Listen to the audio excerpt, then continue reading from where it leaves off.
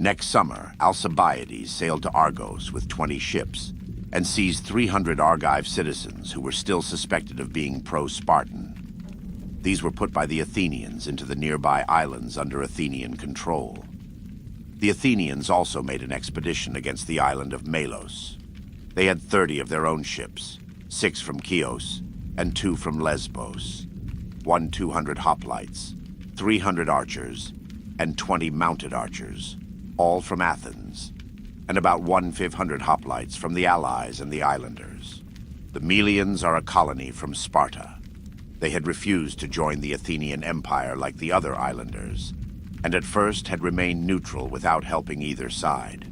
But afterwards, when the Athenians had brought force to bear on them by laying waste their land, they had become open enemies of Athens.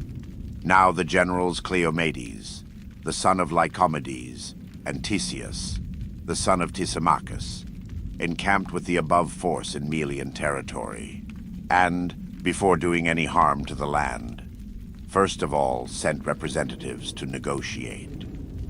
The Melians did not invite these representatives to speak before the people, but asked them to make the statement for which they had come in front of the governing body and the few.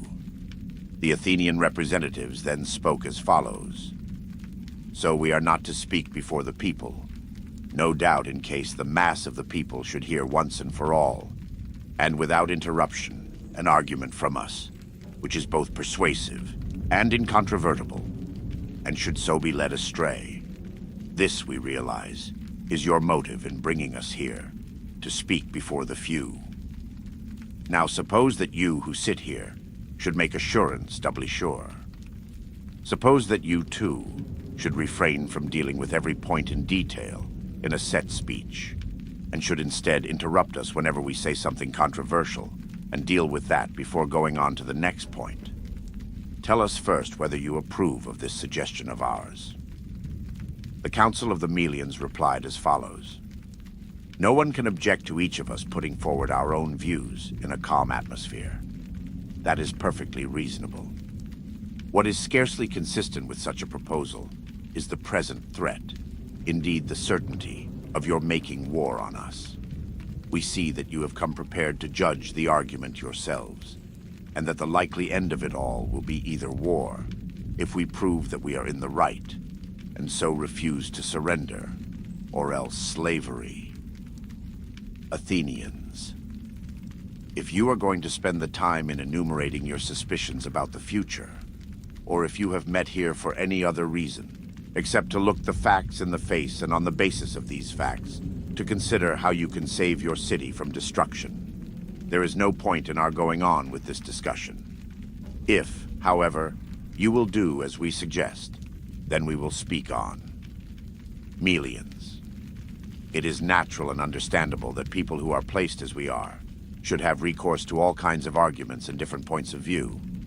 However, you are right in saying that we are met together here to discuss the safety of our country, and, if you will have it so, the discussion shall proceed on the lines that you have laid down. Athenians, then we on our side will use no fine phrases saying, for example, that we have a right to our empire because we defeated the Persians, or that we have come against you now because of the injuries you have done us. A great mass of words that nobody would believe.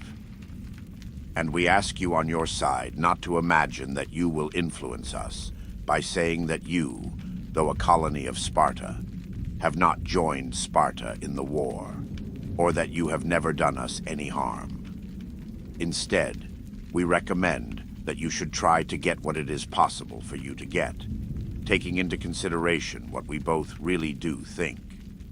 Since you know as well as we do that, when these matters are discussed by practical people, the standard of justice depends on the equality of power to compel, and that in fact the strong do what they have the power to do, and the weak accept what they have to accept. Melians.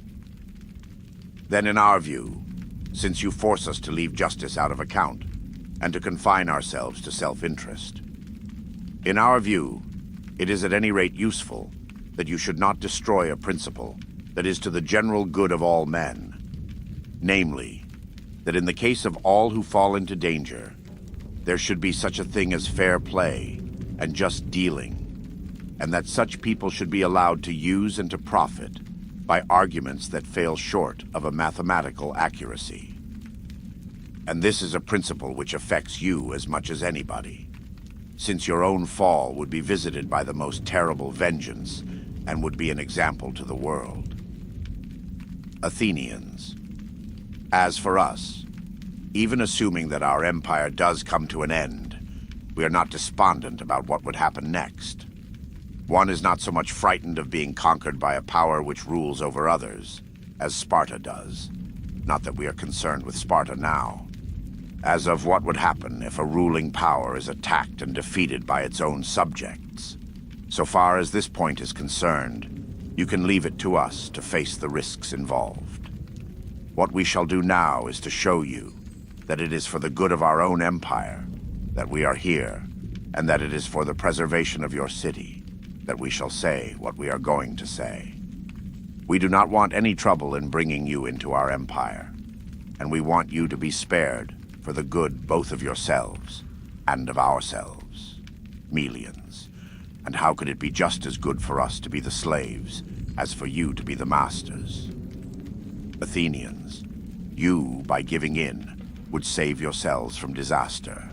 We, by not destroying you, would be able to profit from you, Melians.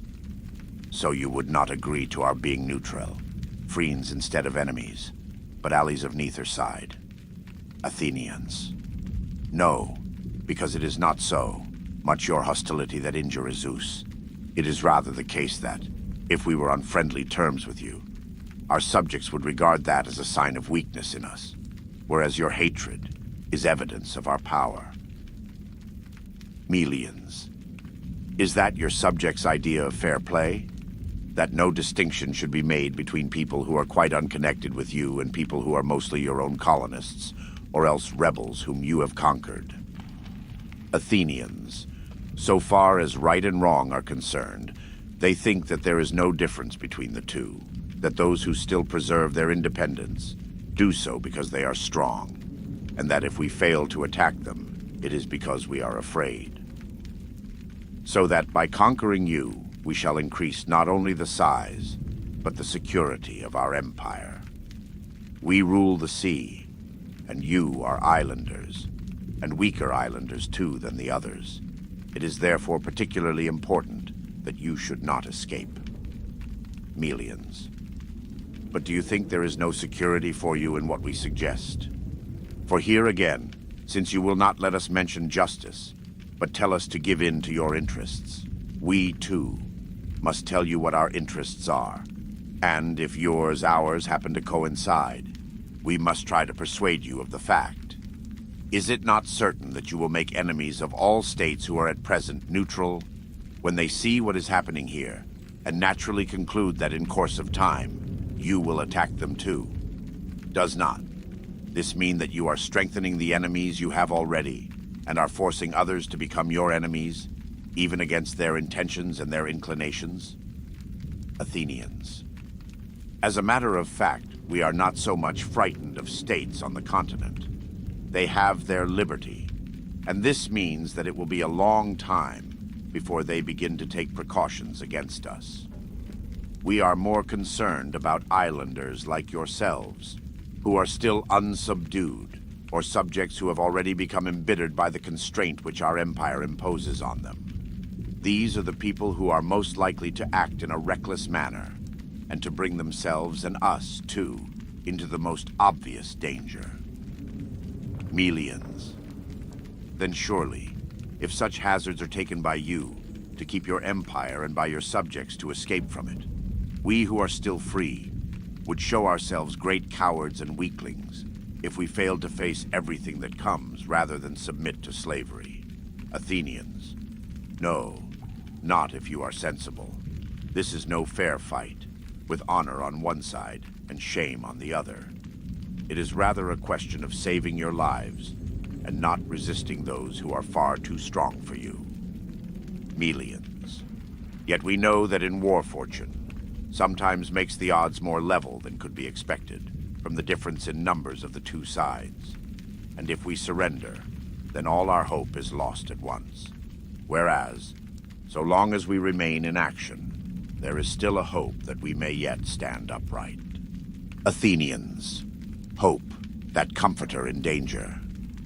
If one already has solid advantages to fall back upon, one can indulge in hope. It may do harm, but will not destroy one. But hope is by nature an expensive commodity, and those who are risking their all on one cast find out what it means only when they are already ruined. It never fails them in the period when such a knowledge would enable them to take precautions. Do not let this happen to you, you who are weak and whose fate depends on a single movement of the scale. And do not be like those people who, as so commonly happens, miss the chance of saving themselves in a human and practical way. And, when every clear and distinct hope has left them in their adversity, turn to what is blind and vague, to prophecies and oracles and such things, which by encouraging hope lead men to ruin. Melians, it is difficult, and you may be sure that we know it, for us to oppose your power and fortune, unless the terms be equal. Nevertheless, we trust that the gods will give us fortune, as good as yours, because we are standing for what is right against what is wrong. And as for what we lack in power, we trust that it will be made up for by our alliance with the Spartans, who are bound, if for no other reason, than for honor's sake, and because we are their kinsmen, to come to our help. Our confidence, therefore, is not so entirely irrational as you think. Athenians, so far as the favor of the gods is concerned, we think we have as much right to that as you have. Our aims and our actions are perfectly consistent with the beliefs men hold about the gods and with the principles which govern their own conduct. Our opinion of the gods and our knowledge of men lead us to conclude that it is a general and necessary law of nature to rule whatever one can. This is not a law that we made ourselves, nor were we the first to act upon it when it was made. We found it already in existence, and we shall leave it to exist forever among those who come after us.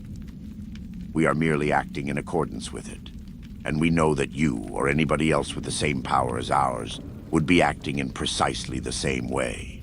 And therefore, so far as the gods are concerned, we see no good reason why we should fear to be at a disadvantage.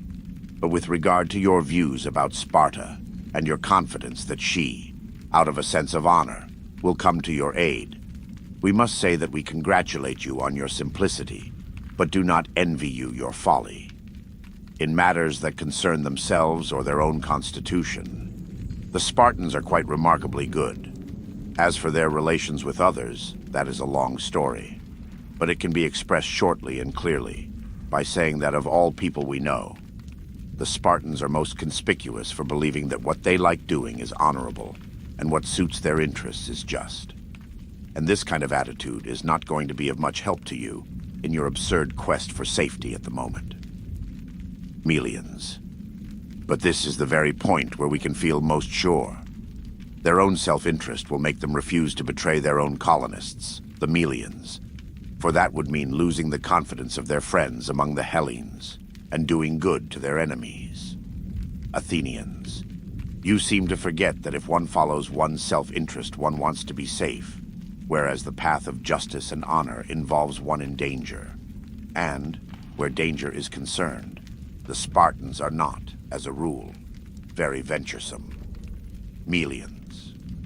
But we think that they would even endanger themselves for our sake, and count the risk more worth taking than in the case of others, because we are so close to the Peloponnese that they could operate more easily, and because they can depend on us more than on others, since we are of the same race and share the same feelings. Athenians, goodwill shown by the party that is asking for help does not mean security for the prospective ally. What is looked for is a positive preponderance of power in action, and the Spartans pay attention to this point even more than others do. Certainly they distrust their own native resources so much that when they attack a neighbor, they bring a great army of allies with them. It is hardly likely, therefore, that while we are in control of the sea, they will cross over to an island. Melians. But they still might send others. The Cretan Sea is a wide one, and it is harder for those who control it to intercept others than for those who want to slip through to do so safely. And even if they were to fail in this, they would turn against your own land and against those of your allies, left unvisited by Brasidas. So instead of troubling about a country which has nothing to do with you, you will find trouble nearer home, among your allies, and in your own country. Athenians, it is a possibility, something that has in fact happened before. It may happen in your case, but you are well aware that the Athenians have never yet relinquished a single siege operation through fear of others. But we are somewhat shocked to find that, though you announced your intention of discussing how you could preserve yourselves, in all this talk, you have said absolutely nothing which could justify a man in thinking that he could be preserved. Your chief points are concerned with what you hope may happen in the future, while your actual resources are too scanty to give you a chance of survival against the forces that are opposed to you at this moment. You will therefore be showing an extraordinary lack of common sense.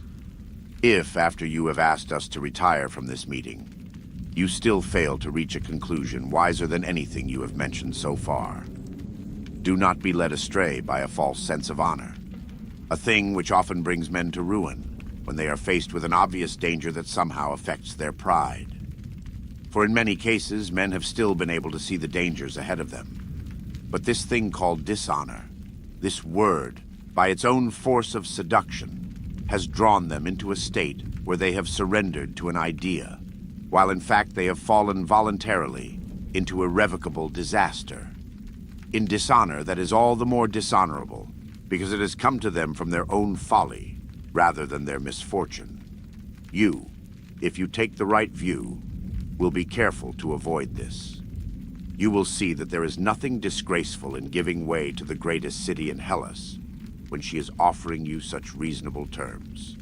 Alliance on a tribute-paying basis, and liberty to enjoy your own property. And when you're allowed to choose between war and safety, you will not be so insensitively arrogant as to make the wrong choice. This is the safe rule: to stand up to one's equals, to behave with deference towards one's superiors, and to treat one's inferiors with moderation. Think it over again, then, when we have withdrawn from the meeting, and let this be a point that constantly recurs to your minds. That you are discussing the fate of your country, that you have only one country, and that its future, for good or ill, depends on this one single decision which you are going to make. The Athenians then withdrew from the discussion. The Melians, left to themselves, reached a conclusion, which was much the same as they had indicated in their previous replies.